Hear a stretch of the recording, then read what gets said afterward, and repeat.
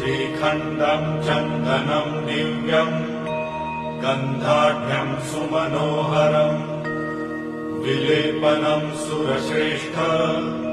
चन्दनम् प्रतिगृह्यताम् ॐ भूर्भुवस्वः साम्ब सदाशिवाय नमः गन्धम् समर्पयामि भस्मम् सर्वपापहरम् भस्म दिव्यज्योतिः समप्रभम् सर्वक्षेमकरम् पुण्यम् गृहाण परमेश्वर ॐ भूर्भुवस्वः साम्ब सदाशिवाय नमः भस्म समर्पयामि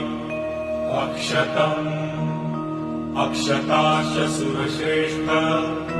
कुङ्कुमाकाः सुशोभिताः मया निवेदिता भक्त्या गृहाण परमेश्वर ॐ भूर्भुवस्वः साम्ब सदाशिवाय नमः अक्षतान् समर्पयामि पुष्पमाला माल्यादीनि सुगन्धीनि मालत्यादीनि वै प्रभो।